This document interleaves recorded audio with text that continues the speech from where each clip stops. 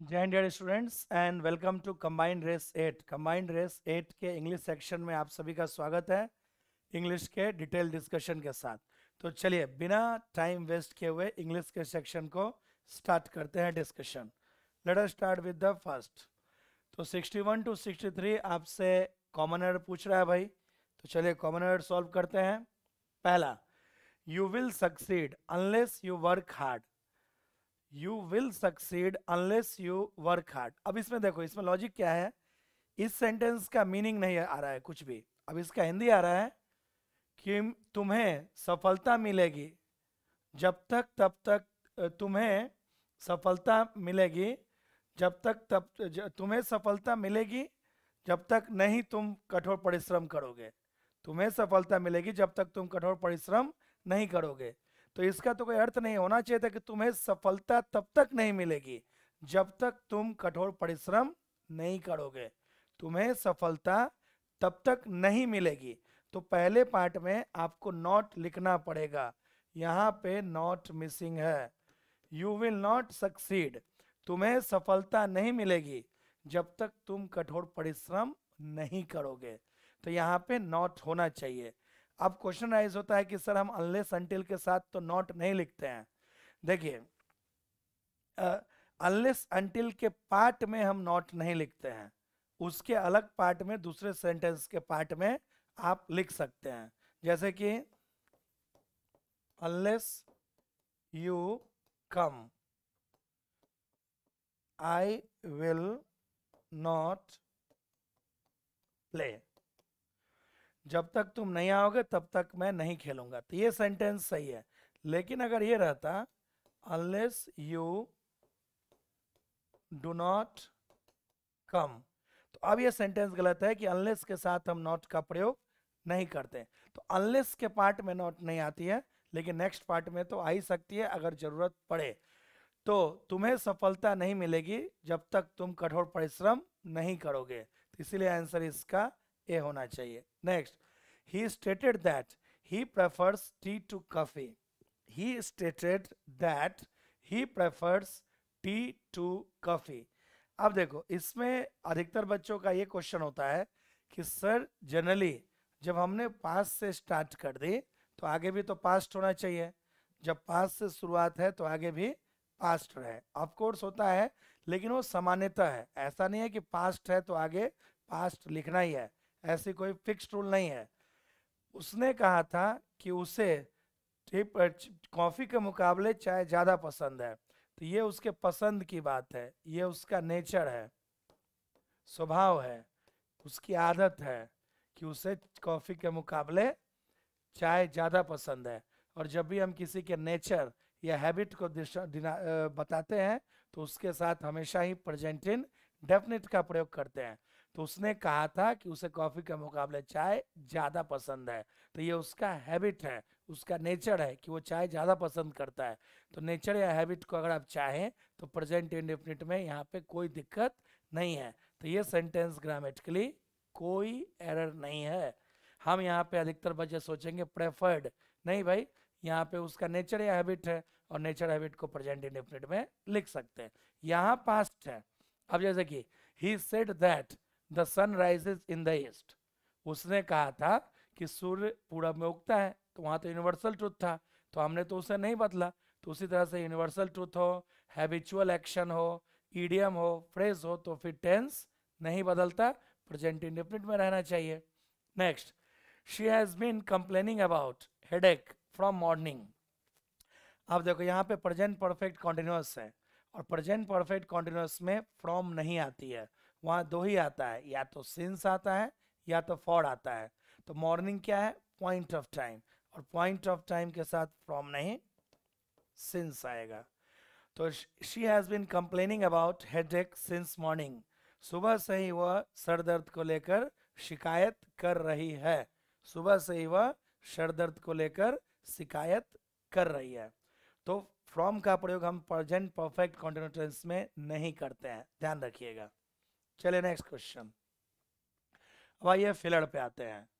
While he was working at the construction site, the block of wood suddenly dashed his right shoulder. देखो इसमें उन्होंने ऐसा किया है, उन्होंने क्या किया है, वाइल के साथ पास्ट कॉन्टिन्यूअस दे दिया है। तो अगले पार्ट में पास्ट इंडेफिनिट दे दीजिए, ये भी होता है। जब वह एक कंस्ट्रक्शन की जगह पे काम कर रहा था तो एक लकड़ी का जो बड़ा था टुकड़ा था, उसे अचानक उसके कंधे पे चोट लगी थी। तो ये तो पास्ट है, तो सेकंड फॉर्म चाहिए। वॉज हिटेड तो कुछ वर्ड है नहीं, हैड हिटेड होगा नहीं क्योंकि ये तो पहले होना चाहिए था, और हिटेड बोल के कोई शब्द होता नहीं है। तीन फॉर्म है ना, first form, second form, third form. तो फर्स्ट फॉर्म भी होता है हिट, सेकंड फॉर्म भी हिट, थर्ड फॉर्म भी हिट। तो हमें यहाँ सेकंड फॉर्म चाहिए, तो इसीलिए हिट हिज राइट शोल्डर। जब वह निर्माण के स्थल पे काम कर रहा था तो एक लकड़ी के टुकड़े ने उसके दाहिने कंधे को पे चोट लगी थी। चलिए next, dash in the region has been pleasant recently. अब देखो एक वर्ड, ये वेदर मतलब तो चाहे होता है, सीजन इन द रीजन कोई मतलब नहीं है। अब देखो एक वर्ड है क्लाइमेट और एक वर्ड है वेदर। क्लाइमेट तो लॉन्ग टर्म की बात करता है, लॉन्ग टर्म 30 40 ईयर्स, 30-40 साल के मौसम को कहते हैं क्लाइमेट। वेदर होता है शॉर्ट पीरियड, शॉर्ट टर्म, कम समय, कुछ समय के मौसम को हम वेदर कहते हैं, लंबे समय के मौसम को हम क्लाइमेट कहते हैं। कुछ समय के मौसम को हम वेदर और लंबे समय के मौसम को हम क्लाइमेट कहते हैं। तो यहाँ देखो रिसेंटली है, ये तो हाल फिलहाल की बात है, तो हाल फिलहाल की बात है मतलब कम समय की बात हो गई, तो यहाँ पे वेदर होना चाहिए। तो ध्यान रखिएगा, बहुत लंबे समय 30-40 साल के मौसम को हम इंग्लिश में कहते हैं क्लाइमेट, 2-4 साल के अंदर का जो मौसम है, हाल फिलहाल का मौसम है, उसे इंग्लिश में हम लोग कहते हैं वेदर। तो सिंपल सा है। चले नेक्स्ट, अब आ गया आपका cloze test. Let us start. The first murder ever dash in the United States. पहला जो मर्डर किया गया था, किया गया था, तो पहला जो हत्या, मर्डर जो किया गया था पहली बार अमेरिका में, वो हुई थी सितंबर 1630 में। ठीक जो पिलग्रिम्स, जो तीर्थयात्री थे, जब आए थे मैसाचुसेट्स, जो अमेरिका में एक जगह है, जॉन विलिंगटन जो था वह 2 लड़कों का बाप था, वन ऑफ द फर्स्ट, और वो पहला उन लोगों में से था जो न्यू प्लाईमाउथ में वहाँ आके बसा था, कॉलोनी, न्यू प्लाईमाउथ कॉलोनी में, जिसे आजकल हम बॉस्टन शहर के नाम से जानते हैं। मतलब ये अमेरिका की घटना है। तो अमेरिका में पहला जो मर्डर हुआ था, कहा जाता है कि ये जो एक नालायक है जॉन विलिंगटन, उसने किया था। उसके 2 लड़के थे और वो पहला था जो उस कॉलोनी में, जो न्यू प्लाईमाउथ में आके बस गया था, जिसे आजकल हम बॉस्टन जानते हैं। And one of the people, just a second, and one of the people who signed the, और वो उन लोगों में से था जिसने मे फ्लावर एक समझौते पे दस्तखत की थी, और वह उस कॉलोनी का प्रथम हत्यारा था। विलिंगटन, सच्चाई यह है कि वो बहुत पहला ऐसा व्यक्ति था जो किसी जुर्म को उस कॉलोनी में किया था। तो जुर्म की बात है। सच्चाई यह है कि विलिंगटन ऐसा पहला व्यक्ति था कि उस कॉलोनी में जुर्म को किया था, कोई भी जुर्म को, जहाँ तक हमें आज तक पता है। He was also the first, वो और पहला व्यक्ति था जिसे देश के द्वारा, मतलब न्यू वर्ल्ड के द्वारा, इस नए दुनिया के द्वारा सजा दी गई थी। एग्जीक्यूट मतलब सजा देना, ठीक है। विलिंगटन का जो जुर्म था was to dash a man. Wellington का जो जुर्म था कि उसने एक मैन को मार डालना, मारने की बात है, उसने एक व्यक्ति को मार डाला था जिसका नाम था जॉन न्यूकोमेन, उन कारणों से जो कारण इतिहास में खो गए, मतलब जो अब कारण हमें पता नहीं है। लेकिन विलिंगटन का जो समस्याएं थी वह नॉर्थ अमेरिका के धरती पर ही शुरू नहीं हुई थी, बल्कि वह और उसके जो लड़के थे, उसने लगभग विद्रोह विदेश में भी लगभग करवा दिया था। मे फ्लावर में जब बहुत ही कठिन यात्रा थी समुद्र के उस पार, जो उसका एक लड़का था, सच्चाई है कि उसने एक बार बंदूक चला दी थी। बंदूक चलाया मतलब बंदूक से ही मारना होगा, यहाँ गन ऑन की बात होगी। उसने गन चला दिया था मे फ्लावर पे, जो एक open cage of gunpowder मतलब बारूद वहां रखा हुआ था, उसी के पास उसने गन चला दिया। तो उस गन के जो आग की लपटें थी ना, वो आसानी से उस गन पाउडर को आग को भड़का सकती थी, जिससे जिससे संभवतः जिससे संभवतः जहाज डूब सकता था।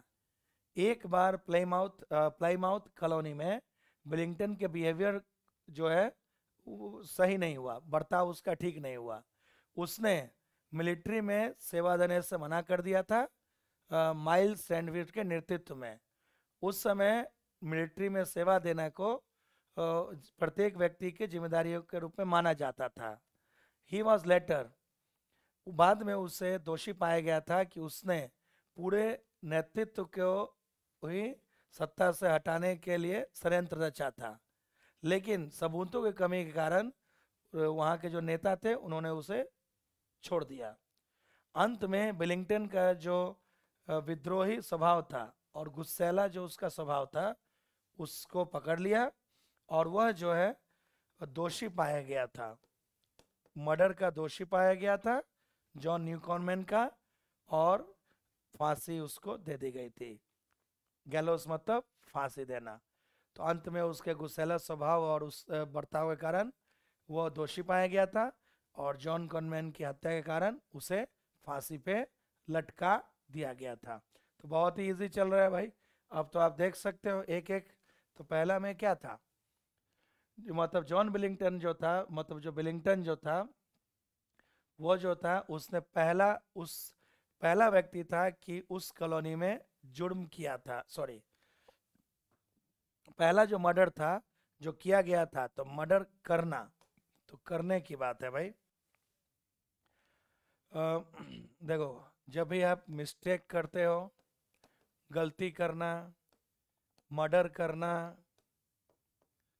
शरारत करना, मिस्चीफ या मक्कारी करना, उसके लिए या तो मेक लिखते हैं या फिर कमिट लिखते हैं।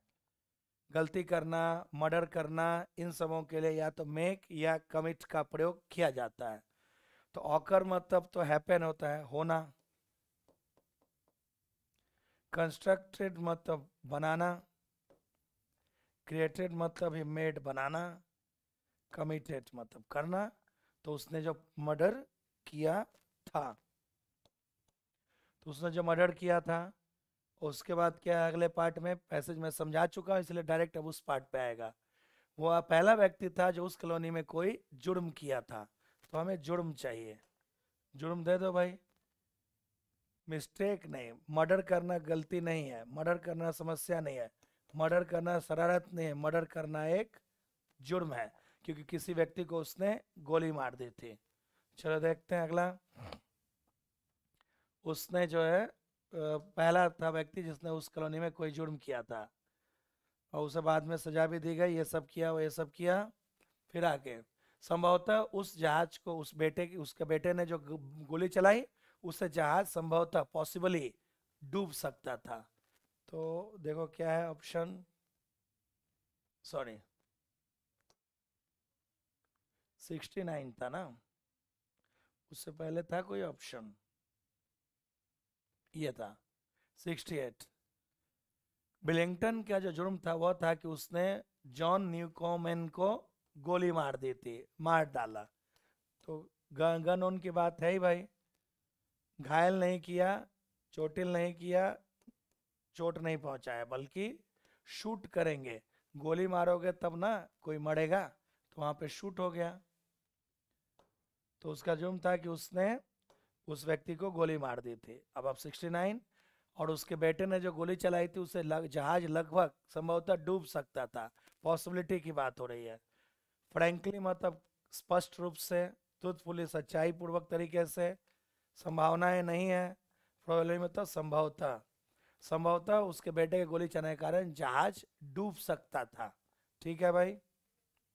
फिर अगला, उसके वो अंत में दोषी पाया गया था उस व्यक्ति के मर्डर के कारण, और अंत में उसे फांसी दी गई। था दोषी, अनहैप्पी उदास, सॉरोफुल उदास, शेमफुल शर्मनाक, गिल्टी दोषी।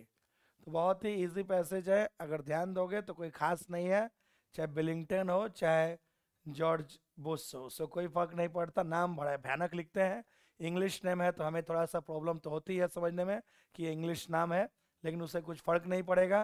पैसेज बहुत ही ईजी है तो आप आसानी से कर सकते हो। चलिए next question. You have brief passage with 5 question following passage. अच्छा पैसेज आ गया भाई, देखते हैं क्या है passage. Once upon a time, एक समय की बात है, एक जंगल में एक शेर रहता था।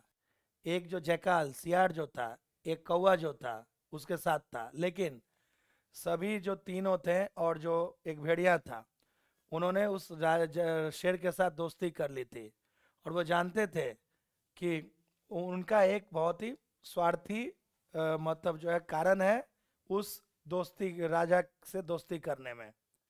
क्योंकि वो जो राजा है शेर, वो बहुत ही खतरनाक प्राणी है जिससे हमेशा उन्हें मदद मिलेगी। और अपने मतलबी कार्यों को पूरा करने के लिए उन्होंने उसकी बातों को मानना, आदेशों का पालन करना शुरू कर दिया और हमेशा उसके सेवा में लगे रहते थे शेर की। उन्हें कोई भी प्रयास नहीं करना पड़ता था अपने खाने की तलाश के लिए, क्योंकि शेर जो था उन्हें अपना बचा कुचा खाना दे देता था। इसके अलावा वो बहुत ही ताकतवर भी हो गए, क्योंकि वो एकदम राजा के पास रहते थे जंगल में। एक दिन एक ऊंट जो कहीं दूर से आया था, लॉस्ट है ये, वो अपना रास्ता भटक गया था और उसी जंगल में घुस गया जहाँ पे वो तीनों दोस्त रहते थे शेर के साथ। ठीक उसी समय वो जो तीनों दोस्त थे उस जंगल से, उसी रास्ते से गुजर रहे थे जहाँ पे कैमल जो है टहल रहा था, इधर उधर भटक रहा था।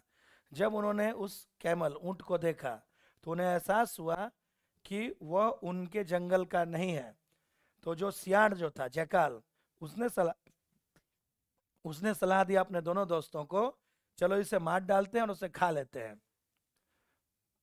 तो भेड़िए ने कहा कि यह एक बहुत बड़ा जानवर है, हम उसे इस तरह से नहीं मार पाएंगे। मैं सोचता हूँ कि हमें पहले अपने राजा मतलब शेर को बताना चाहिए। क्रो, कौवा जो था वो सहमत हो गया भेड़िए की बातों से, और वो सभी गए शेर से मिलने के लिए। मैं पहले अर्थ समझा दे रहा हूँ, तब देखेंगे। Next, on reading the lion's den, on reaching, शेर के गुफा के पास पहुंचने के बाद जैकाल जो था, जो शियार था, वो शेर के पास गया, अप्रोच मतलब नियर जाना, और कहा महाराज, योर मैजेस्टी मतलब महाराज, एक अननोन, एक अनजान ऊंट ने साहस किया हमारे साम्राज्य में घुसने की बिना आपके सहमति के, चलिए उसे मार डालते हैं। तो he could make a nice meal, वो हमारे लिए अच्छा भोजन बन सकता है। तो शेर ने दहाड़ते हुए जोर से कहा, इस न्यूज़ को सुनते हुए, और कहा तुम क्या कह रहे हो? कैमल ने हमारे पास शरण लेने के लिए आया है मेरे राज्य में, और ये गलत होगा कि मैं उसे मार डालूं। हमें उसे सब चीज़ बेहतर, शेल्टर, अच्छा मतलब जो है मतलब आश्रय देना चाहिए। जाओ और उसे मेरे पास लेके आओ। और इस तरह से वो हताश हो गए उनका शेर के शब्दों को सुनकर। वो बिना मन के, बिना इच्छा के ऊंट के पास गए एंड टोल्ड है, और उससे कहा शेर के इच्छा के बारे में कि उससे मिलना चाहते हैं। ऊंट जो था डर गया था इस तरह के मत प्रस्ताव को सुनकर। उसने सोचा कि वह उसके जीवन का अंत आने ही वाला है और वह जो है शेर का भोजन बनेगा। चूंकि वह अपने वहाँ पे भाग नहीं सकता था, तो उसने निर्णय लिया कि वो शेर से मिलेगा। और वो जो मतलबी दोस्त थे उसे साथ लेके गए शेर के गुफा के पास। शेर ने उस ऊंट का स्वागत किया बहुत ही गर्मजोशी से, और उसे भरोसा दिलाया कि उसे सुरक्षित तरीके से वहाँ रह पाएगा उस जंगल में। ऊंट जो था वो पूरी तरह से आश्चर्यचकित हो गया शेर के शब्दों को सुनकर। वह खुशी खुशी उस जंगल में बाकी जैकाल, क्रो और दूसरे भेड़ियों के साथ रहने लगा। एक दिन जब लायन जो था हंटिंग कर रहा था, हंटिंग, शिकार कर रहा था खाने के लिए, तो उसे एक मतलब जो है बहुत ताकतवर एलिफेंट से, हाथी से सामना हो गया, और वो शेर जो था बहुत ज़्यादा घायल हो गया उस संघर्ष में, और वो असक्षम हो गया कि हंटिंग कर सके, अब हंटिंग नहीं कर पा रहा था। इसलिए जो लॉयन जो था उसे बहुत दिनों तक बिना खाने कहीं रहना पड़ा। इसके कारण उसके जो दोस्त थे वो भी भूखे रहने लगे, और वो पूरी तरह से, क्योंकि वो पूरी तरह से शेर के ही ऊपर निर्भर थे अपने खाने के लिए। लेकिन जो कैमल था वो बहुत ही संतुष्ट था, वो घास चर लेता था जंगल में जाके। जो तीनों दोस्त थे उन्होंने बातचीत की अपने में, और और जयकाल ने कहा, जो सियार था, कि क्रो और वुल्फ रेड, उन्होंने सभी ने अपना बुरी नज़रों को केमल पर लगा दिया। वो एक बार फिर से मिले और उन्होंने अपना एक प्लान बनाया कि कैसे उस ऊँट को मारना है। फिर से वो कैमल के पास गए और कहा, प्यारे दोस्त, तुम जानते हो कि हमारे राजा ने बहुत दिनों से कुछ नहीं खाया है, और वो सक्षम नहीं है शिकार करने के कारण, अपने घाव के कारण और बीमारी के कारण। इस परिस्थिति में यह हमारा कर्तव्य है कि हम अपने जान को सेक्रीफाइस करें ताकि अपने राजा को बचा सके। हमारे साथ आओ, हम सभी अपने शरीर को राजा को दे देंगे खाने के लिए। कैमल को समझ नहीं आया उनका चाल, लेकिन मासूमियत से उसने हाँ कह दिया और इस चीज़ के लिए, और सभी जो है राजा के पास गए, शेर के मतलब जो है गुफा में गए। सबसे पहले कौवा ने आगे बढ़ा और कहा, महाराज, आपको मैं इस तरह से नहीं देख सकता हूँ, इसलिए कृपया मुझे खा लीजिए। तो शेर ने कहा, मैं मरना पसंद करूँगा ढाई, ना कि ऐसा पाप का कार्य करना। उसके बाद शियार ने आगे आया और उसने कहा, महाराज, कौवे का शरीर तो छोटा है, आपके भूख को नहीं मिटा पाएगा, मैं खुद को देता हूँ कि मैं, ये मेरा ड्यूटी है कि आपका जान को बचाऊं। तो लाइन ने बहुत ही विनम्रता से कहा, उस ऑफर को मना कर दिया। प्लान के मुताबिक अब जो था भेड़िए का बारी थी, उसने खुद को महाराज को दिया, कहा, और आगे आया और कहा, महाराज, जकाल जो सियार है वो बहुत ही छोटा है, आपके भूख को मिटा नहीं पाएगा, मैं खुद को आपके सेवा में देता हूँ, कृपया मुझे मार डालिए और अपने भूख को संतुष्ट कर लीजिए। लेकिन शेर ने उसे भी नहीं, इनमें से किसी को नहीं मारा। फिर कैमल जो ऊँट था वो उन सभी चीज़ों को देख रहा था, और उसे भरोसा हो गया अपने सुरक्षा को लेकर, और उसने भी निर्णय लिया कि वो आगे बढ़ेगा और वो जो फॉर्मेलिटी है खाना पूर्ति करेगा। वो आगे बढ़ा और कहा, महाराज, क्यों नहीं आप मुझे मार डालते हैं, क्यों नहीं, उसने खुद ही कहा कि आप मुझे मार डालो। तो वो कह रहा है कि सबने कहा है कि आप मुझे मार के खा लीजिए, और ये कह रहा है कि आप क्यों नहीं मुझे मार रहे हैं, मतलब खुद ही यहाँ बोल दिया कि आप मुझे मारो, ये उल्टा बोल दिया। वाई डोंट यू किल मी, क्यों नहीं आप मार रहे हैं, आप मेरे दोस्त हैं, और कृपया मुझे अलाउ करिए कि मैं अपना शरीर को आपको दे सकूं। तो शेर को वो ऑफर बहुत ही अच्छा लगा, क्योंकि कैमल ने खुद ही अपने बॉडी को उसे भोजन के रूप में दे दिया। तो लॉयन ने ऊँट पे हमला किया तुरंत, और उसको चीर को, शरीर को चीर फाड़ दिया, रिप मतलब फाड़ देना, चीर डालना, और उसे पीसेस में फाड़ डाला। और उसके बाद शेर और उसके दोस्तों ने उसे फिस्ट मतलब एकदम भोज किया उस बेचारे कैमल को लेकर बहुत दिनों तक एक साथ।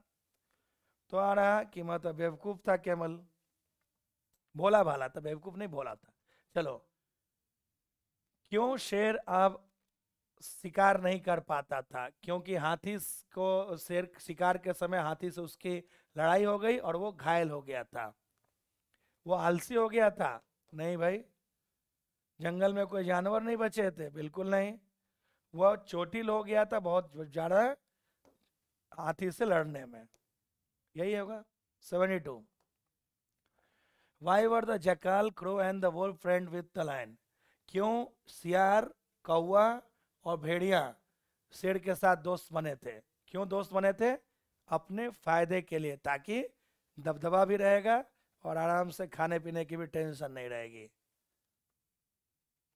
क्योंकि उन्हें आसानी से खाना मिल जा रहा था, और शेर के साथ उपस्थिति में वो काफ़ी पावरफुल हुए हो गए थे जंगल में। यही होगा, पहला ही है, बहुत ही आसान है। Next, why had the camel come to the forest in the first place? ऊंट जंगल में क्यों आया था? अरे भाई आया नहीं था, भटक के आ गया था, क्योंकि वो शेर से मिलना चाहता है। पागल है कोई व्यक्ति जो शेर से मिलने जाएगा। ही वॉज स्टार्विंग, वह भूख से तड़प रहा था और भोजन की तलाश में था, बिल्कुल नहीं। वो दोस्तों के खोज में था, बिल्कुल नहीं। वो अपना रास्ता खो गया था, रास्ता खोने का नहीं तो भटक के उस एरिया में चला गया जहां शेर रहते थे। चलो next. Why did the camel feel afraid, क्यों कैमल को, ऊंट को डर महसूस हुआ जब शेर उससे मिलना चाहता था। क्यों डरा हुआ था भाई? क्योंकि उसे लग रहा था कि शेर उसे, अब शेर तो प्यार करेगा नहीं भाई, शेर तो खाने के लिए बना है, तो शेर तो खाएगा ही, शेर उसे खा जाएगा भाई। क्यों डरा हुआ था? हम शेर को देख के क्यों डरेंगे? क्योंकि हमें लगेगा कि भैया कहीं शेर हमें निपटा ना दे, हम तो उसके लिए भोजन है ना। तो वो इसलिए डरा हुआ था क्योंकि उसे महसूस हो रहा था कि कहीं शेर उसे खा ना ले, इसलिए डरा हुआ था। Next. Which of the following can definitely be said about the camel, इस कहानी के अनुसार ऊंट के बारे में क्या चीज निश्चित तौर पे कह सकते हो? वह धोखेबाज था, फ्लिस मतलब चीट होता है। नहीं भाई, ऊंट धोखेबाज नहीं था। ऊंट नौजवान था, कहीं नहीं लिखा हुआ है। वो ट्रस्टिंग था, भरोसेमंद था। ट्रस्टिंग हो सकता है क्योंकि मतलब दो सबने कहा कि दोस्त बन जाते हैं, शेर पे भी तुरंत भरोसा कर लिया, तो वो भरोसेमंद था, वो भरोसा के लायक था। ओनली से, क्योंकि बाकी तो और ऑप्शन है नहीं, ना तो वो यंग की बात कहीं कह रहा है और ना तो वो धोखेबाज था, तो इसलिए बच गया इकलौता C. Next. One one word is misspelled, अच्छा मिस स्पेल्ड खोजना है भाई। रिडक्शन ठीक है, अटेंशन ठीक है, मेमोरीज ठीक है, मेजोरिटी यही गलती है। मेजोरिटी, RITY है ये रहा। अप्रेज मतलब इवेलुएट, आकलन करना। कमेंड मतलब प्रेस, तारीफ करना। बिहेवियर, बिहेवियर तारीफ ठीक है। मेंटेनेंस ये गलत है, MAINTENANC, मेंटेनेंस ये रहा। MEN करके गलती की है, तो बहुत ही इजी क्वेश्चन है, आप फटाफट कर सकते हो। चलो नेक्स्ट। पहला और आखिरी सेंटेंस फिक्स्ड है, तो हमें उसे PQRS करना है। चलो देखते हैं भाई। The right way to get people do thing, जो सही तरीका है कि लोगों से काम करवाना, वो ये है, जो चीज आप चाहते हैं, is not to compel them, drive them, और फॉर दैट उन्हें बाध्य नहीं करना है, उन्हें प्रोत्साहित करना है, क्योंकि not made even beg them और इंट्रीट देम, ना तो उन्हें बाध्य करना है, ना तो प्रोत्साहित करना है, ना तो उनसे रिक्वेस्ट करना है, ना तो उनसे भीख मांगनी है, ना तो उनसे रिक्वेस्ट करना है, मतलब ये सब नहीं है। तो क्या होना चाहिए भाई? यह सबसे मुश्किल चीज है दुनिया में कि किसी व्यक्ति से उसकी इच्छा के अनुसार काम करवा ले, क्योंकि ना तो उसे बाध्य कर सकते हो, ना तो उससे प्रोत्साहित कर सकते हो, ना तो उसे भीख मांगोगे, ना तो रिक्वेस्ट करोगे। कहने का अर्थ है कि बहुत ही मुश्किल काम है दुनिया में कि एक व्यक्ति से उसकी इच्छा के अनुसार विरुद्ध कुछ काम करवा लो। एक श्योर जो तरीका है कि एक मतलब व्यक्ति को मना लिया जाए, तो उसे यह महसूस दिला दो कि आउट टू फोर्स, तुम वहां आए हो जोर जबरदस्ती के लिए, उसे बाध्य कर सकते हो किसी कार्य को करने के लिए। यहाँ तक कि जो नौजवान है, जो छोटे बच्चे भी है, मासूम बच्चे भी है, वो असहमति जताते हैं चीज़ों को करने से। ठीक है भाई, फिर क्यों? इसीलिए देयरफॉर आ गया, तो देयरफॉर क्या दे रहा है भाई? रिजल्ट। तो रिजल्ट तो लास्ट में जाना चाहिए ना, क्यों तो अंत में जाएगा ही। इसीलिए सही तरीका यह है कि उनके अंदर वो जरूरत को भड़काइए, उनके अंदर जगाइए और उन्हें वो करने दीजिए, और तुम जो भी उनसे चाहते हो वो इच्छा पूर्वक, वो खुशी खुशी और ईगरली वो करेंगे। इसीलिए जो मोटिवेशन का जो सीक्रेट है वो आपकी क्षमता में है कि कैसे आप दूसरों के लिए कमी, दूसरों के मन में वो इच्छाएं पैदा कर सको, प्यास जगा सको दूसरे के मन में। मतलब RPS क्यू, क्यू तो अंत में जाएगा क्योंकि वहाँ रिजल्ट है, और रिजल्ट हमेशा लास्ट में रहता है। तो आप चाहें तो इससे भी बना सकते थे। Next, urban problem differ from state to state and city to city. मतलब शहरी जो समस्याएं हैं वह एक राज्य से दूसरे राज्य में अलग है और एक शहर से दूसरे शहर में अलग है। ठीक है भाई। तो अर्बन प्रॉब्लम PQR कहाँ गया भाई? अच्छा ये रहा, सॉरी, आर यहाँ पे लिखा है। तो शहरों की जो समस्याएं हैं वो एक राज्य से दूसरे राज्य में अलग है, एक शहर से दूसरे शहर में अलग है, लेकिन कुछ जो मूलभूत समस्याएं हैं वो कॉमन है। यहाँ डिफर करता है और यहाँ पे कॉमन। तो हाउएवर हमेशा अपोजिट को जोड़ता है, तो आर पहला हो सकता है, लेकिन जो मूलभूत समस्याएं हैं वो कॉमन है। जैसे सिर्फ वृहद बड़ा मैक्रो प्लानिंग कर दिया गया था, छोटा प्लानिंग किया गया था शहरों को लेकर, बिना कल्पना की, इनविसाइजिंग मतलब इमेजिन, बिना भविष्य की तरक्की को सोचे हुए शहरों की पहले छोटे छोटे प्लानिंग कर दी गई थी, जिससे कि अब जो है वह जरूरतों को पूरा नहीं कर पा रहा है। और जो इन शहरों की जो जनसंख्या है वह, जो प्लान करने वाले लोग थे उनकी कल्पना से भी ज़्यादा बढ़ गई है। ठीक है भाई। और अधिकतर शहरों में ना तो पानी है और ना तो जरूरी पाइपलाइन है, और उसी पाइपलाइन के लिए देखो आगे ड्रेनेज सिस्टम की बात हो रही है। और अधिकतर अंडरग्राउंड ड्रेनेज नाली का सिस्टम भी नहीं है अधिकतर शहरों में। और हिस्टोरिकल जो रोड है, ऐतिहासिक जो बहुत ही पतले रोड हैं, वो ऑलरेडी बहुत भीड़ भाड़ वाले हैं। तो ठीक है भाई, तो ठीक तो बैठ रहा है आंसर डी, क्योंकि जैसा लिखा है वैसा बैठा दे रहे हैं, RSQP। ठीक है भाई, ठीक होगा। चलिए नेक्स्ट। अब हमसे पूछ रहा है one word substitution, printed notice of somebody's death. नहीं, जब किसी की मृत्यु होती है तो उसका शोक समाचार जो न्यूज़पेपर मैगजीन्स में छपवा देते हैं उसी को हम कहते हैं ऑबिचुअरी। कॉन्डोलेंस मतलब तो सिंपैथी होता है,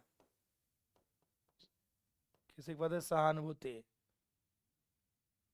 औजा तो एक बोर्ड होता है, औजा brand name for board, brand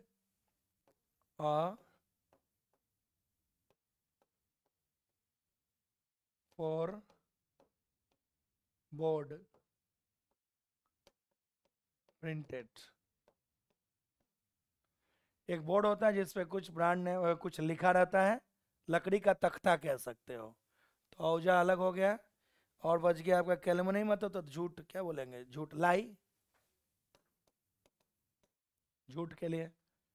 तो ओबिचुअरी होगा जो किसी के डेथ के बारे में जो प्रिंट कर दिया जाता है, अखबारों में छपवा दिया जाता है। चले नेक्स्ट।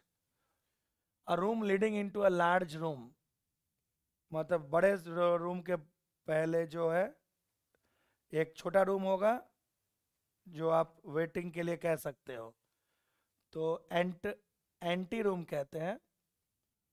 लॉबी में तो इंट्रेंस हॉल, जब होटल होटल में नहीं होता है जहाँ पे आप प्रवेश द्वार होता है वहाँ बड़ा सा जगह रहता है, उसे हम लॉबी कहते हैं। लॉन्ज मतलब तो कॉमन प्लेस, जैसे स्टेशन, हवाई अड्डे पे एक कॉमन एरिया जो कॉमन रूम कह सकते हो, आराम करने के लिए। पेंट्री मतलब तो जहाँ किचन के इक्विपमेंट सब रखे जाते हैं, किचन के स्टोर रूम कह सकते हो, किचन उचन के सामान ज़्यादा रखने के लिए यूज़ में आता है। तो इसलिए भाई एंट्री रूम कहेंगे जो होता है एक मेन रूम के साथ साथ छोटा सा जो एक रूम होता है। नेक्स्ट। अब इडियम आ गया भाई, by dint of hard work, कठोर परिश्रम करके वो क्लास में फर्स्ट आया है, और वह उसके कैप में another feather in the cap, मतलब एक और उपलब्धि जिसपे हम गर्व महसूस करें। एक्चुअली इडियम है feather in the cap, feather in someone's cap, मतलब achievement.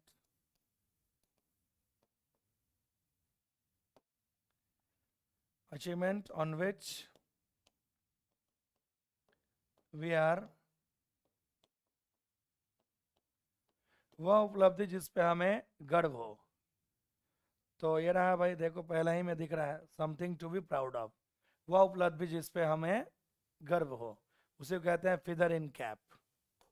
Next, he always try to live a carefree life, हमेशा वो बिंदास जीवन जीना कोशिश करता है। वह पूरे देश का टूर करना चाहता है, उसकी इच्छा है। लाइज एट हिज हार्ट, तो lie at heart, lie at heart, तो दिल में है, मतलब उसकी इच्छा है भाई। डिस्पोज मतलब तो हटा देना, परिणाम कार्य करने से रोकना अपने आप को। तो इंटरेस्ट का बात है, उसके इंटरेस्ट का ऑब्जेक्ट है, तो उसका प्लान, इच्छा है कि वो पूरे देश का भ्रमण करे, तो वो उसकी इच्छा है। तो लाई एट हार्ट मतलब योर, मतलब क्या बोलेंगे, इंटरेस्ट। नेक्स्ट, सिनोनिम पूछा है, डिस्टिंग्विश्ड का एक अर्थ होता है फेमस, प्रसिद्ध। डिस्टिंग्विश मतलब फेमस, एम्पल मतलब तो एनफ, पर्याप्त। ब्रॉड मतलब वाइड, बृहद, चौड़ा। कंफर्टेबल मतलब कोजी, आरामदायक। इमिनेंट मतलब एक होता है फेमस, प्रसिद्ध, यही होगा भाई। एक्यूरेट मतलब सही, ब्लूमिंग मतलब तो खिलना, प्रूडेंट मतलब बुद्धिमान, अनपॉलिश मतलब जो पॉलिश नहीं है। एग्जैक्ट का एक अर्थ होता है करेक्ट, एक्यूरेट का भी एक अर्थ होता है करेक्ट। तो बहुत ही बेसिक क्वेश्चन है, थोड़ा सा ध्यान देना है। ठीक है भाई, उम्मीद करता हूं आप सभी को समझ आ रहा होगा। चले नेक्स्ट। हाँ, यहाँ पे हमसे पूछ रहा है अपोजिट मतलब एंटोनिम। प्राइमरली मतलब मुख्य, तो प्राइमरली का तो सेकेंडरी होगा। प्राइमरी मतलब मुख्य, और सेकेंडरी मतलब जो मुख्य नहीं है, सेकेंड है, तो प्राइमरी का सेकेंडरी। ठीक है। एक्सट्रीमली मतलब बहुत ज्यादा, बहुत ज्यादा, वेरी मच। कंसिडरेबली मतलब तो ये वही हो गया, वेरी मच, बहुत ज्यादा। रॉन्गली गलत, टिमलिंगली मतलब तो टमिडली, टिमिडली, ये तो कायरता के लिए है, रॉन्गली गलत। माइल्डली मतलब लिटिल बिट, ये भी होता है, हल्का फुल्का भी होता है। तो एक्सट्रीमली का माइल्डली होगा, एक्सट्रीमली मतलब बहुत ज़्यादा भी होता है, माइल्डली का अर्थ होता है हल्का फुल्का। नेक्स्ट, चलो इंप्रूवमेंट पूछा, his father won't be able to live for Patna until, तो देखो यहाँ विल नॉट है, तो इसका तो कंडीशनल है भाई। कंडीशनल में रूल होता है future indefinite, future indefinite plus until unless जो भी है, इफ प्लस, अगर उधर फ्यूचर है तो इस side of course present in definite होगा। ये तो कंडीशनल का बेसिक रूल हो गया। तो यहाँ देखो, his father won't be able to live, future है इंडेफिनिट, तो इस साइड चाहिए हमें प्रेजेंट इंडेफिनिट, तो प्रेजेंट इंडेफिनिट, और वैसे भी अनटिल अनलेस के साथ शैल विल का प्रयोग नहीं करते हैं। तो देखो अराइव फर्स्ट फॉर्म है, और वर्ब की फर्स्ट फॉर्म तो प्रेजेंट इन डेफिनिट में आता ही है, तो ये सेंटेंस 88 का ए हो गया। Next, the cook a conspiracy to overthrow the monarch, देखो षड्यंत्र, षड्यंत्र रचने को दो तरीके से जानते हैं, या तो हैच या कुक। साजिश रचना, तो साजिश करने को या तो हैच बोलते हैं या तो कुक कहते हैं। हैच बेहतर इंग्लिश है, ना रहे तो कुक लिख लिए। षड्यंत्र रचने को हैच भी कहते हैं, कुक भी कहते हैं, बहुत ही इंपॉर्टेंट है, ध्यान रखना, दोनों सही है। लेकिन ये सेंटेंस इंप्रूवमेंट है, और सेंटेंस इंप्रूवमेंट का अर्थ होता है कि सही है तो क्या उससे बेहतर लिख सकते हैं, तो of course cook a conspiracy से अच्छी इंग्लिश होती है हैच अ कॉन्स्पिरेसी। तो ये गलत नहीं है, लेकिन इसका बेहतर है कि आप हैच लिखें। षड्यंत्र रचने को हैच और कुक दोनों कहते हैं, हैच ज्यादा अच्छी इंग्लिश है। चलो नेक्स्ट क्वेश्चन। एक्टिव पैसिव पूछ रहा है, the noise of the air traffic kept me awake. ये तो पास्ट इंडेफिनिट दिख रहा है भाई, पास्ट इंडेफिनिट। ये बहुत ही आसान दिख रहा है। पास्ट इंडेफिनिट के एक्टिव में है, सब्जेक्ट लिखोगे, फिर सेकंड फॉर्म लिखोगे, फिर ऑब्जेक्ट। और जब इसका पैसिव बनाओगे तो ऑब्जेक्ट से शुरू करो। हेल्पिंग वर्ब में या तो वॉज होगा या तो वर्ड होगी, फिर वर्ब की थर्ड फॉर्म, फिर जैसी जरूरत होगी। तो देखो सेकंड फॉर्म है यहाँ, तो ऑब्जेक्ट से बना दो आई वॉज। देखो रिमेंड क्यों लिखा है भाई, और ट्रैफिक से क्यों बनाओगे, ट्रैफिक नहीं होगा। आई वॉज केप्ट, केप्ट के बाद क्या है भाई, अवेक, और यहाँ पे अवेक को वेकिंग कर दिया है। अवेक एडजेक्टिव होता है भाई, वो आईएनजी क्यों जोड़ रहे हैं उसमें वहाँ। तो I was kept awake by the noise of the traffic. तो 90 का आंसर सी है, बाकी सब तो ग्रामेटिकली कोई अर्थ ही नहीं दे रहा है। क्लियर है, हो जाना चाहिए, बहुत ही आसान क्वेश्चन है। I remember my sister taking me to the museum. इसी तरह का क्वेश्चन मैंने आपके रेस में पहले भी दिया था, तो उसी का रिवीजन मान लो इसे। इसका फॉर्मूला ध्यान रखना, सब्जेक्ट था, सब्जेक्ट प्लस सी या रिमेंबर के लिए फॉर्मूला लिखवाया भी है। वर्ब वॉइस की मैराथन क्लास में भी देख लेना। फिर उन्होंने एक सब्जेक्ट दिया है, सब्जेक्ट 2 मान लो इसे, ये सब्जेक्ट 1 है। फिर वर्ब की आईएनजी फॉर्म दे दिया है, फिर जो भी हो। तो देखो जब इसका पैसिव बनाओगे ना, तो इस पार्ट में कोई बदलाव मत करो, क्योंकि सी और रिमेंबर का जनरल पैसिव तो नहीं बनता है, तो वैसे ही रहने दो। और ये जो वर्ब की आईएनजी फॉर्म है उसे बिंग प्लस V3 में बदलो, बिंग प्लस V3, फिर जैसी जरूरत होगी वैसा लिख लो। तो बहुत ही आसान है, अगर फॉर्मूला जानते हो तो आई रिमेंबर तक तो सेम रहेगा। यहाँ माई सेल्फ कहाँ से आ गया, I remember myself being remembered by my sister. I remember being taken to the museum by my sister. ये रहा, ये गलत हो गया, यहाँ बिंग नहीं है, आई वॉज टेकन क्यों आ गया है। तो 91 का आंसर आपका डी होना चाहिए था, 91 का answer D. Next, direct formula based है, अगर फॉर्मूला याद है तो भाई कोई खासियत नहीं है। चलो next, why do you waste time. ये तो प्रेजेंट इंडेफिनिट दिख रहा है भाई, इंट्रोगेटिव में प्रेजेंट इंडेफिनिट, इंट्रोगेटिव बनाया है तो लिखते हैं।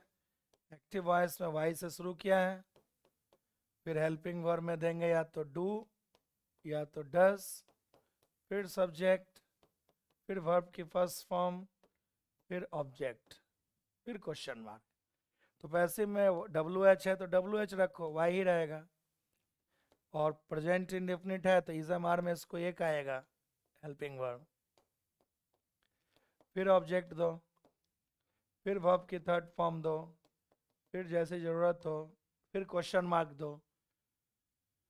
तो देख लो यहाँ बीन आके गलती की है, यहाँ ये हैज़ क्यों आया है, यहाँ बिंग क्यों आया है। तो देखो Y plus helping verb plus object plus verb की third form plus Y plus subject. तो 92 का आंसर ए होगा, डायरेक्ट फॉर्मूला है, कोई खासियत नहीं है, फॉर्मूला बैठाओ नंबर पाओ। चलो नेक्स्ट, अब आ गया भाई direct indirect. I arrived in Delhi last week said Sara. तो ये तो असर्टिव सेंटेंस हो गया भाई, नॉर्मल कथन है असर्टिव सेंटेंस। तो असर्टिव सेंटेंस का रूल है, सेड अकेला है तो no change, comma inverted comma को हटाकर कंजंक्शन दैट, पास्ट इंडेफिनिट है अगर रिपोर्टेड में, डायरेक्ट स्पीच तो इंडेफिनिट इनडायरेक्ट में बदलेगा पास्ट, परफेक्ट में लास्ट वीक है, लास्ट वीक को बदल दीजिए द प्रीवियस वीक।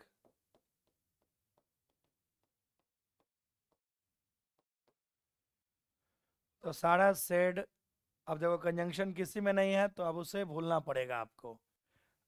रूल तो यह है असर्टिव में कि कॉमा इन्वर्टेड कॉमा को हटाकर कंजंक्शन दैट लिखते हैं, लेकिन कहीं भी देख लो आप सेड के बाद दैट नहीं है तो अब ये मत बोल देना कि जाओ कट्टी मैं आंसर नहीं दूंगा क्योंकि आपने तो दैट लिखा नहीं। नहीं नहीं, नरेशन या वॉइस का मतलब होता है चार में एक ग्रामेटिकली सही है, उसी को आपको टिक मारना है। तो भले ही कंजंक्शन द या नहीं है फिर भी आपको उन्हीं में से चुनना पड़ेगा। She had arrived Delhi the previous week, पहला ही देख रहे हो भाई, पास्ट परफेक्ट भी दिख रहा है, द प्रीवियस वीक भी दिख रहा है, यही होगा। यहाँ पे last week last week last week, ये इसी से पता चल गया कि लास्ट वीक को द प्रीवियस वीक में तो बदलना पड़ेगा। चलिए next 94, I will appreciate your support the new captain told the team. ये तो असर्टिव सेंटेंस है, असर्टिव सिंपल सा दिख रहा है, असर्टिव है तो विल का तो वुड तो करोगे, कॉमा इन्वर्टेड कॉमा को हटाकर दैट लिखोगे, लिखना तो पड़ेगा। देखो यहाँ पे वुड गायब है और फर्स्ट फॉर्म भी है, विल का वुड नहीं किया है, गलत हो गया। यहाँ भी विल कर दिया है, तो विल का वुड देखो तो सिर्फ पर सिर्फ यहाँ है, कंजंक्शन भी ठीक दिख रहा है, ये रहा। तो 94 का आंसर भी है, बाकी सारे ऑप्शन तो ग्रामेटिकली गलत हो रहा है इस कारण से। चलो 95, when will you complete your project my teacher asked. अब ये तो इंट्रोगेटिव आ गया, इंट्रोगेटिव सेंटेंस है नरेशन का। अब ऑलरेडी आस्क्ड दिया है तो आस्क्ड ऑलरेडी है तो आस्क्ड ही रह जाएगा, कॉमा इन्वर्टेड कॉमा को हटाकर कोई कंजंक्शन नहीं आएगा क्योंकि WH से स्टार्ट हो गई है। हाँ लेकिन ये है विल को वुड में तो जरूर ले आओगे, तो देख लो विल कुड, तो विल का वुड होना चाहिए था। my teacher asked when I would complete my project, तो विल का वुड सिर्फ एक डी में मतलब डी में ही है, तो बाकी बहुत तो ऑप्शन को एलिमिनेट करके भी आप बना सकते हो।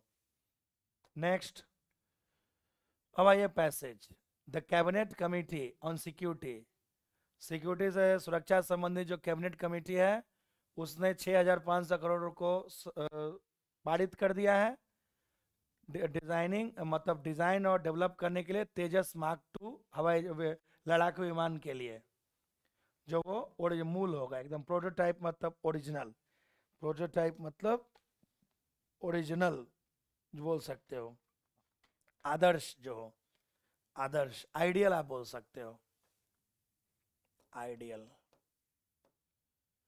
फ्लाइट टेस्टिंग एंड सर्टिफिकेशन के लिए ये जो पैसा दिया गया है वो वर्तमान में जो 2,500 करोड़ दिया गया उसके अलावा भी है, जो हिंदुस्तान एरोनॉटिकल HAL को दिया गया है। जो तेजस का जो एडवांस वर्जन होगा LCA, उसके अंदर बहुत सारे उसके फाइटिंग कैपेबिलिटी को बढ़ाएगा। तेजस 2.0 जो है उसमें सुसज्जित होगा GEF 414 इंजन जो 98 किलो न्यूटन का होगा, फर्स्ट क्लास, जो उससे फ्लाइट को दूर तक ले जाने उड़ने में मदद करेगा और ज़्यादा भार को ले जा पाएगा, हथियारों को ले जा पाएगा वर्तमान में जो तेजस है उसके मुकाबले। और उसकी जो भार की क्षमता जो होगी वह होगा 4 टन। अभी वर्तमान में तेजस जो ओरिजिनल है उसमें कितने हैं, 3 टन, मतलब जो नया वाला आएगा तेजस 2 उसमें 1 टन ज़्यादा हथियार ले जाने की क्षमता होगी। इसके अलावा जो नया जेट होगा उसके अंदर एकदम देसी इंडिविजुअल मतलब देसी जो विकसित की गई है active electronically scan array radar जो देश में ही विकसित की गई वो लगा होगा, जो एक बहुत बड़ा अपग्रेड होगा, बेहतर किया जाएगा वर्तमान का जो है उसके मुकाबले। उससे इलेक्ट्रोमैग्नेटिक निकलेंगे या रेडियो वेव निकलेंगे, और अधिकतर ऑब्जेक्ट को रिफ्लेक्ट रेडियो वेव से कर सकते हैं, जिसे रडार के द्वारा पकड़ा जा सकता है।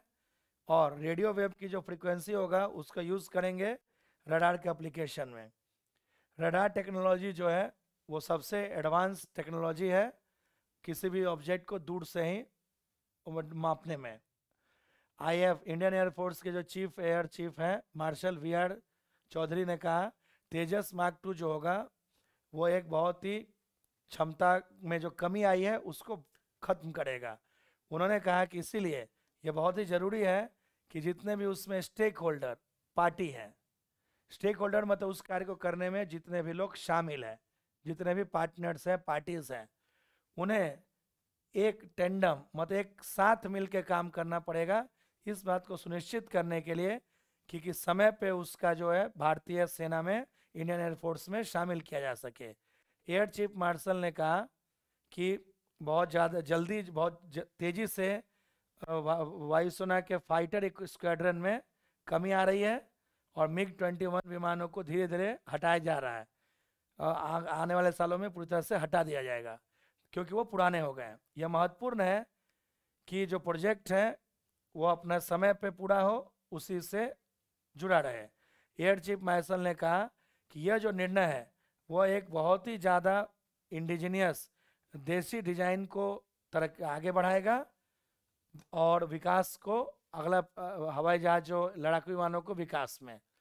उसने कहा कि इससे एक आत्मनिर्भर भारत का जो कदम उठाया गया है उसको भी और आगे बढ़ा सकेंगे ताकि हम एयरक्राफ्ट को देश में ही बनाएंगे। वर्तमान में तेजस जो है वो बहुत ज़्यादा ज़रूरत है इंडियन एयरफोर्स को तेजस की, ताकि वो अपने जहाज़ों का जो बेड़ा, लड़ाकू जहाज़ों के बेड़े को कहते हैं स्क्वाड्रन, उसे बढ़ा सके, जो अभी वर्तमान में उनके पास 32 है और ज़रूरत कितनी है उन्हें 42 की, ताकि वो पश्चिमी और उत्तर के जो सीमा है चाइना और पाकिस्तान से बचा सके। चलो भाई, कितना क्षमता जो है तेजस मार्क 2 जो है ले जा सकता है वर्तमान के मुकाबले?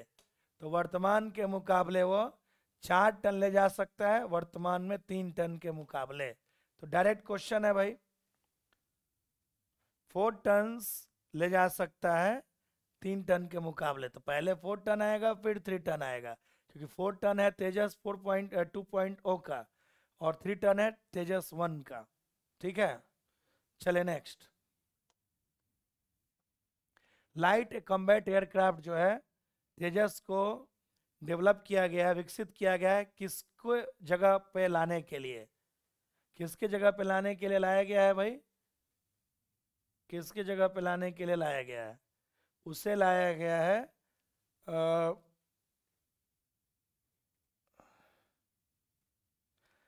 ताकि हम MiG-21 जो हटा रहे हैं उसके स्थान पे ला सके। तो MiG-21 होगा भाई, MiG-21 जो धीरे धीरे हटाया जा रहा है उसके स्थान पे तेजस को लाया जा सके।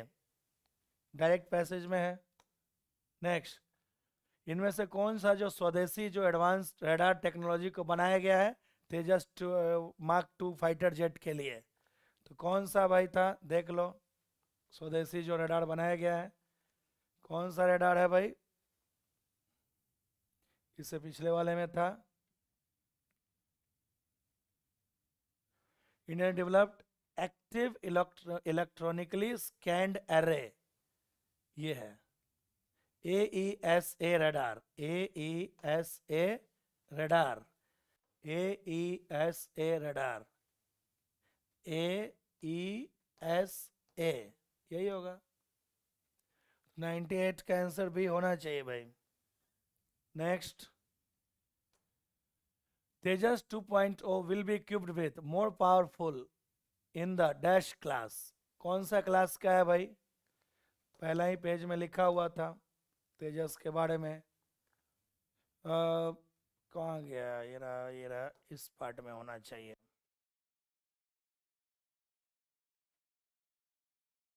पावरफुल इंजन होगा 98 किलो न्यूटन होना चाहिए, 98 किलो न्यूटन, ये रहा 98 किलो न्यूटन। नेक्स्ट, इनमें से कौन सा जो रे है, वेव है, वो रेडियो रडार सिस्टम के द्वारा की जाती है भाई? कौन सा था भाई? ये तो जीएस का क्वेश्चन पूछ रहे हैं भाई।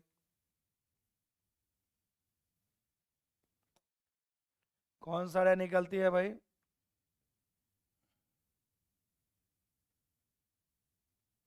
इलेक्ट्रोमैग्नेटिक और रेडियो वेव्स, ये उसमें से रे निकलती है। इलेक्ट्रोमैग्नेटिक वेव्स, ये रहा बेसिक क्वेश्चन। अब आइए नेक्स्ट। अच्छा, फिर से पैसेज।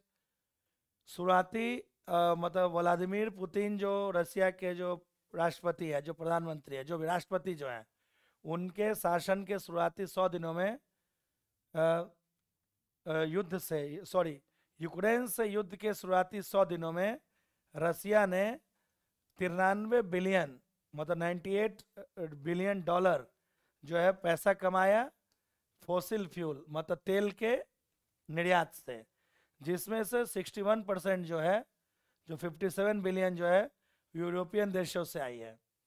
इस दरमियान भारत जो है टॉप 10 के आयातकों में से बना है रशिया के तेल का, कच्चे तेल का निर्यात में। और उसमें चाइना जो है सबसे टॉप पे है, उसके बाद जर्मनी है, फिर इटली है और नीदरलैंड्स है, जो फिनलैंड की एक इंडिपेंडेंट ऑर्गेनाइजेशन ने रिपोर्ट जारी की है। रशिया जो है 18% भारत को तेल का आयात करता है, निर्यात करता है। मई में किया था, जो पहले 1% हुआ करता था यूक्रेन के युद्ध से पहले। मतलब यूक्रेन के युद्ध से पहले भारत 1% करता था, और यूक्रेन के युद्ध के बाद से 18% हो गया, क्योंकि अमेरिका ने मतलब जो बैन कर दिया था। जो सबसे बड़ा जो इम्पोर्टर है वो है चाइना, जो 12.6 बिलियन जो उसने निर्यात किया रुपए का। Germany 12.1, Italy 7.8, Netherland 7.8, Turkey 6.7, Poland 4.4, France 4.3, India इतना पैसे का तेल को आयात किया, बेल्जियम इतना। मई में यूरोपियन यूनियन ने एक प्लान को पब्लिश किया था ताकि वो रसिया के तेल पर निर्भरता को खत्म करे, रसिया के कोयले पे और गैस पे निर्भरता को खत्म करें 2027 तक। 3 मुख्य पैरामीटर है इस प्लान के लिए। क्या है? पहला है कि रिन्यूएबल एनर्जी, जैसे कि हवा से, पानी से, बिजली जो उत्पन्न होती है सूर्य से, उसे बढ़ाया जाए, एनर्जी का बचत की जाए, और फ्यूल कच्चे तेल का आयात की जाए रसिया के अलावा दूसरे देशों से, रसिया को छोड़कर। इन प्लानों के मध्य में रसिया का जो कच्चे तेल का जो आयात है यूरोपियन यूनियन के द्वारा, वो 18% मई में घट गई है। लेकिन यह जो घटत हुई है ना, उसे भारत और यूएई ने मतलब पूरा कर दिया। मतलब यूरोपियन यूनियन ने कम लिया, खरीदा, तो भारत और यूएई ने उतना खरीद लिया। इससे रशिया का क्रूड ऑयल का जो एक्सपोर्ट में कोई घट नहीं पाया। 4 में प्रमुख जो अर्थव्यवस्थाएं हैं, भारत, फ्रांस, चाइना, यूएई और सऊदी अरेबिया, सबने रसिया से तेल का जो आयात है बढ़ा लिया है जब से यूक्रेन युद्ध शुरू हुआ है। भारत जो है एक बहुत ही महत्वपूर्ण आयातक बन गया रसिया के तेल का। जो 18% कच्चे तेल का जो है रसिया जो निर्यात करती है भारत को, और उसका महत्वपूर्ण जो हिस्सा है वो कच्चे तेल का, उसे फिर से हम निर्यात कर देते हैं। मतलब उसे तेल को ठीक करके, रिफाइन करके, फिर से यूरोपियन यूनियन को और सब देशों को बेच डालते हैं। यूएस, यहाँ तक कि अमेरिका और यूरोप को भी बेचते हैं और क्योंकि नियमों में बहुत सारी कमियां हैं। सबसे बड़ा जो रसियन तेल का जो बायर है वो है भारत है। भारत में वो है जामनगर रिफाइनरी, गुजरात में जो है, जो लगभग 27% अपना जो तेल का जो है वो रसिया से पाया था मई 2022 में, जो बहुत ही ज़्यादा है। पहले वो 5% पाया था अप्रैल में, मई में उसे 27% उसने आयात करवाया। रसिया से भारत ने कितना प्रतिशत ऑयल का इंपोर्ट कराया था मई 2022 में? तो मई 2022 में कितना प्रतिशत किया था भाई?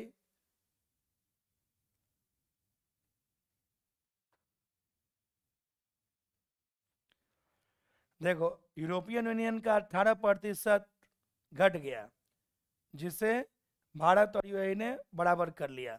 मतलब 18% के आसपास ही होना चाहिए भाई, वही होगा। क्योंकि और आप सोचना मत, क्योंकि ये सोचोगे कि सर इंडिया और यूएई ने मिल के तो किया है, तो दोनों मिल के तो क्लियर नहीं है कि 18% है। आधा आधा किया हो तो वो तो भाई फिगर नहीं है ना, तो जो है उसी में से मानिए।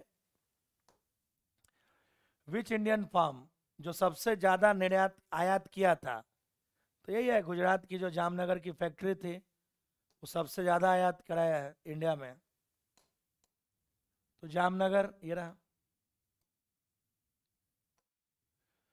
Which of the following country, सबसे बड़ा आयातक कौन सा है रसिया के तेल, कच्चे तेल का आयातक सबसे बड़ा कौन है भाई?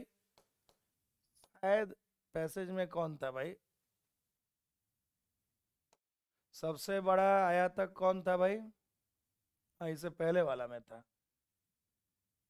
लार्जेस्ट इंपोर्टर है चाइना है, जो 12.6 बिलियन रुपए का तेल को आयात किया है। तो चाइना होना चाहिए भाई, चाइना। मई 2022 में यूरोपियन यूनियन ने अपना प्लान बनाया था कि रसिया के कच्चे तेल पे, कोयले पे और गैस पे निर्भरता को खत्म करेंगे। कब तक? तो 3 प्लान था ना उनका, उसमें क्या था भाई? क्या प्लान था कि वो 2027 तक रसिया पे निर्भरता को खत्म करेंगे। तो 2027 कहाँ है भाई? ये रहा। आइए लास्ट क्वेश्चन। हाल फिलहाल में यूरोपियन यूनियन ने अपने रसिया के तेल, कोयला और गैस पर निर्भरता को खत्म करने के लिए कौन कौन सा प्लान बनाए हैं? पैरामीटर क्या क्या थे भाई? तो 3 पैरामीटर थे। पैरामीटर क्या क्या थे? ये रहा। पहला पैरामीटर ये था भाई कि रिन्यूएबल एनर्जी का एक्सपेंशन करना है, एनर्जी बचत करना है, फ्यूल को दूसरे देशों से मंगाना है। रिन्यूएबल एनर्जी को बढ़ाना है, एनर्जी को बचत करना है, फ्यूल को दूसरे जगहों से निर्यात कर, सब है। अरे बाप रे, अच्छा मिस प्रिंट हो गया, यहाँ पे होना चाहिए था all of this, miss print के कारण हुआ। आंसर आपका इसका डी होगा, क्योंकि ये तीनों ही उसमें बताए गए हैं। थोड़ा सा इसे ठीक कर लेना भाई, क्योंकि ये ऑल ऑफ दिस था, मिस प्रिंट हो गया, मैंने ध्यान नहीं दिया होगा, ये मेरी गलती है। I accept and I am extremely sorry for this mistake. यहाँ पे आंसर डी होना चाहिए, क्योंकि ये सारे चीज़ें प्लान बनाई गई है ताकि रसिया के तेल पे, कोयले पे और गैस पे निर्भरता को 2027 तक खत्म करे। इसके लिए क्या था? रिन्यूएबल एनर्जी को बढ़ाना है, जो एनर्जी है उससे बचत करनी है, और दूसरे देशों से आयात करवाना है रसिया को छोड़ के। तो ये रहा। तो उम्मीद करता हूँ कि समझ आया होगा। पेपर इजी था। अगर इसमें 100 से नीचे जा रहे हो तो कंडीशन ठीक नहीं है, तो आपको मेहनत करने की जरूरत है। 100 इसमें मिनिमम कट ऑफ होना चाहिए इस सेगमेंट में। 100 नंबर से कम आ रही है मतलब कि आपका कंडीशन ठीक नहीं है। तो आज यहीं रुकते हैं डियर स्टूडेंट्स, मिलते हैं नेक्स्ट क्लास में। तब तक के लिए जय हिंद।